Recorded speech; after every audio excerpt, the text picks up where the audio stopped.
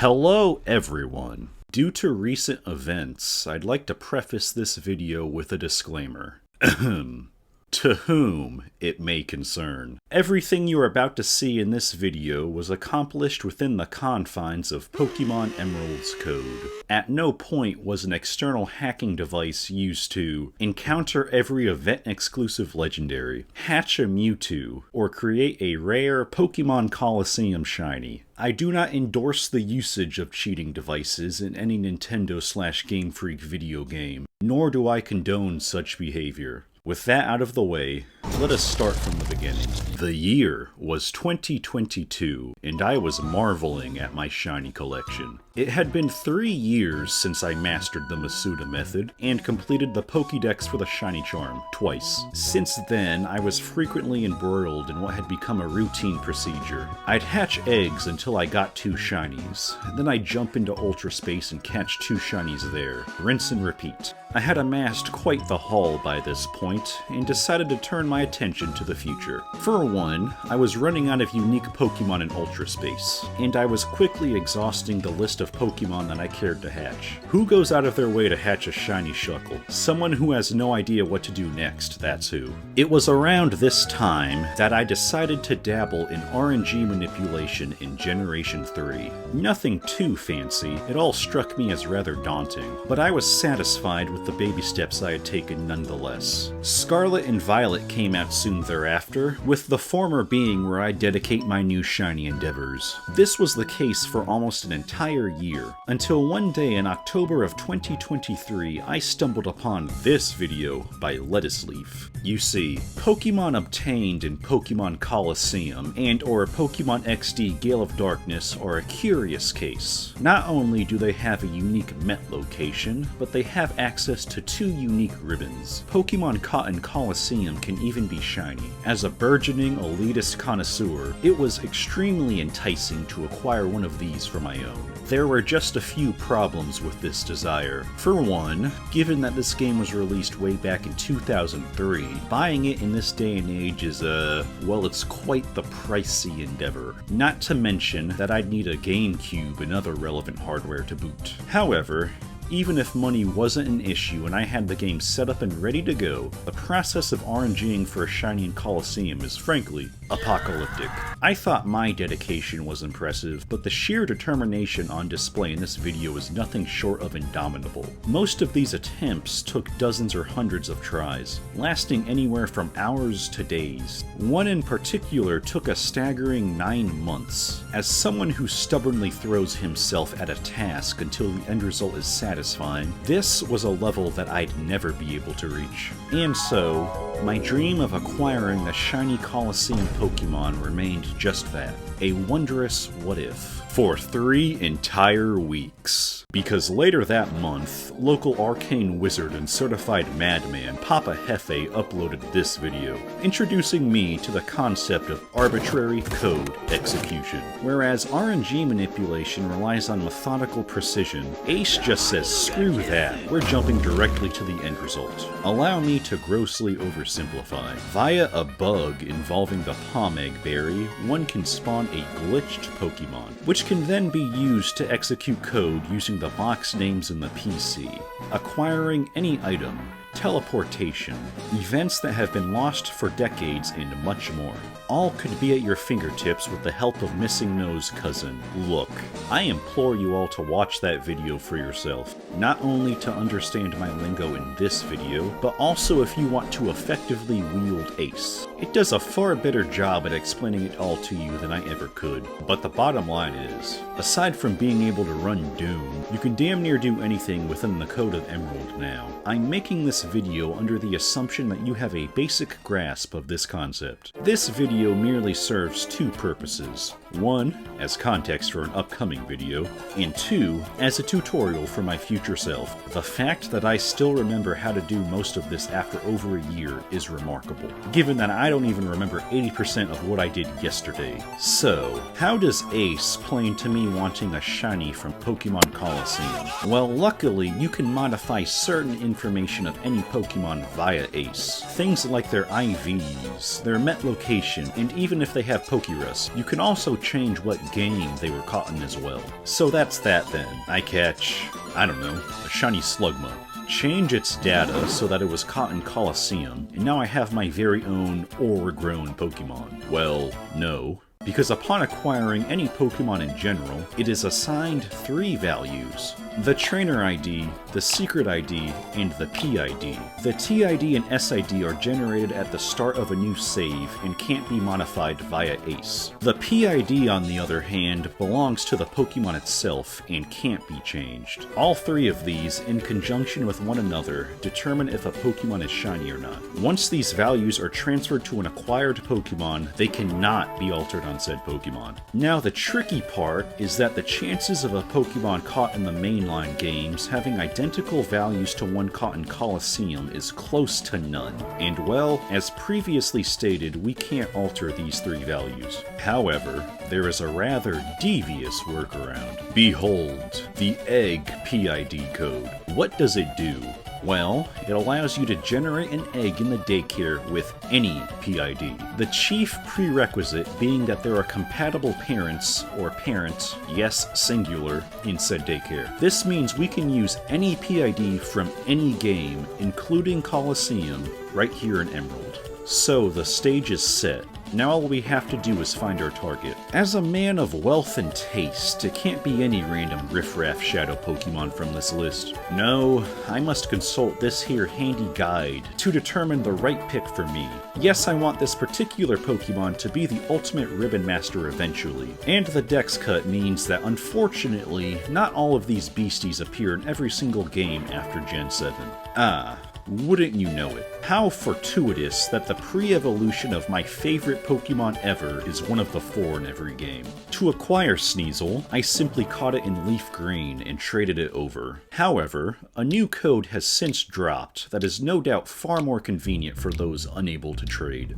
Next, it's time to boot up a handy program called Pokefinder and open the GameCube tab. You'll want to make a profile and select the correct game version. Pick the proper category, choose the Pokemon of your choosing, and plug in all the necessary information to find the exact spread you want. I'm going for the best possible IV spread available for Sneasel in Colosseum. Though if you want a lesser spread, or even a square shiny in some cases, you can do that too. Now, if you want this Pokemon to be shiny, then you'll have to change your own Trainer ID and Secret ID to match said target's PID. To find out what each value needs to be, simply open a calculator app and switch to Programmer mode. Type out whichever Trainer ID number you want, click the hex button, then bitwise, then exclusive XOR, then type the first 4 digits of your target's PID. Then hit bitwise and exclusive XOR again, and then type the next 4 digits of your target's PID. Then hit enter. The output in decimal will be the secret ID needed for this Pokemon to be shiny. Following all of this, go to eShark's Ace Code Generator website. It is here where you can find a bevy of useful links and documentation pertaining to Ace, but we will be focusing on this here drop-down menu chock full of generative code. This is where I will tell you to save before executing your codes. If you mess up at any point, you will have to retrace your steps to determine the issue. Only save when you are absolutely sure that you activated the code correctly. Okay, here we go. Click the code to change your TID and SID, and input the necessary criteria. Make sure you have a bootstrap Pokemon in your 14th box. Then type and run said code in-game. Once that's done, input the aforementioned PID egg code with the exact PID as the spread you're aiming for. Put the designated parents in the daycare, execute the code, and revel in the fact that you just instantly manifested an immaculate conception into reality. No Arceus required. If all goes well, the hatched egg will be shiny. By the way, be sure to double and triple check your inputs. Mistakes may happen, as you can see here. If any of these digits are iffy to you, copy and paste them in your web browser to discern their identity. Okay, there we go. We've made exceptional progress thus far, but we still aren't out of the woods yet. Sure, this Sneasel has the corresponding 3 values, but the rest of its information is merely that of a hatched Pokemon in Emerald. I recommend not saving over the course of the next 3 codes, as they are merely data collection and overwrite box 14 in the process. You will need to run codes to check the hatched Pokemon's OTID, its IVEA field, and its Pokerus field. These will be required for altering the finer details. Said values will temporarily be stored in the stats of your second Pokemon, and you'll have to add and multiply them together to get the end result in hexadecimal. Furthermore, deposit and withdraw the Pokemon in between each code before executing the next. Be mindful that although the read OTID code doesn't require any information on your end, both the read IVEA code and the read Pokerus code require the Pokemon's PID. I totally didn't forget to add that for the IVEA code, and then get stuck in a 2-hour loop of bad eggs later down the line. No, not me. Once that is secure, you should have a list like this. No matter what Pokemon you go for, you need to keep track of these 4 values. Now comes the fun part, meticulously going through this Pokemon's code to make sure it passes every check when it's eventually sent to the modern day. You'll want to change its IVs to match that of your target, as well as its ability if it doesn't already match that spread. Next, we come to change Pokerus in Origins. Here we can alter where it was acquired, changing it from being hatched in Hoenn to being caught in Or. When doing this particular part, you will need to consult Bulbapedia's list of locations by index number, not just for Gen 3, but for Colosseum as well. We then change what game it comes from Emerald to Colosseum. Finally, we have the opportunity to change its Pokeball, from the standard Pokeball to my personal favorite, the Luxury Ball. You can also change the original trainer gender if you so choose, and we round out this list with the Pokerus value. Be sure to place the encoded Pokerus here, not here. This message isn't for you, dear viewer, but for me, because I have somehow made that mistake multiple times. The final segment is giving this Pokemon some ribbons. There is a way for you to figure out the value you want. It involves binary and is frankly a headache. As such, I've done the math and will simply tell you all the relevant values. If you want your Pokemon to just have the 2 Colosseum exclusive ribbons, use this value. If you're like me and want your Pokemon to have every single legal ribbon in Gen 3, 27 in total, then use this value. If the Pokemon you're using is not a Shadow Pokemon, then use this value. If the Pokemon you're using is above level 50 and is a Shadow Pokemon, use this value. And if your Pokemon is a Legendary, then use this value. Did you get that? If you've done everything correctly, then congratulations. You've just created your own Pokémon Colosseum Shiny. A few things to note. When specifically changing the caught location of a hatched Pokemon, you will notice that the game still declares this Pokemon to be hatched and not caught. Upon being traded up, this bit of text is shed, so don't worry. As such, this means that the caught location value can be any from this list. Lastly, do note what level your Pokemon's equivalent was in Colosseum when it was caught there. For me, Sneasel is caught at level 43. This is important because starting in Gen 5, every Pokemon's caught level is recorded in the game's code. If I have this Sneasel at level 42 and then send it up to Scarlet, it'll still be dinged internally as illegitimate. On the flip side, this does mean that one can actually use these Pokemon in a playthrough for either Gens 3 or 4, as long as they're at the Met level or above when traded to the modern day. This entire procedure can work for any Pokemon, including legendaries. Hypothetically, I could hatch a Mewtwo, transfer it to Platinum, trade it to Heart Gold, play the entire game with it, and as long as its information lines up with the Mewtwo caught in Kanto, and it's level 70 or above, it can pass all checks going forward. The applications for this are rather insane, if I do say so myself. Now, I should say that I was quite thorough here. If you so choose, you could say screw this, give it the National Ribbon, and trade it up to Gentnug. Sure, it may still pass all the checks, but the aforementioned lesser data is still there. How do I know?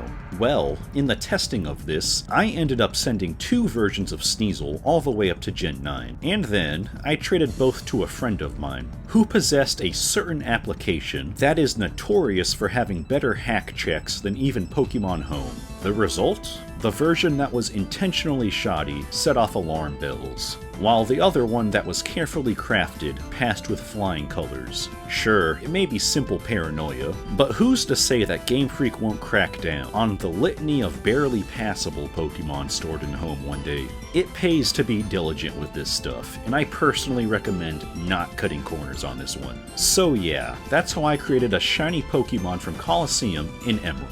Pretty surreal, given that I had only just barely figured out how RNG manipulation worked before taking a swing at this. Now of course, RNG manipulation, and especially arbitrary code execution, are a hot topic in the wider community. Are these Pokemon still legit even if they were gained in such a manner? Personally, I think they are. No external hacking device was utilized in their acquisition, as esoteric as said acquisition may be. Childhood me, upon seeing all of this, would perish in the same way a Victorian youngling would upon consuming a fruit roll-up. If you have a copy of Emerald, then I say hey, go for it. This stuff is like opening Pandora's box. Huge thanks to the RNG and Ace communities. I am definitely standing on the shoulders of giants here. That is all I have for you today. Thank you for your time.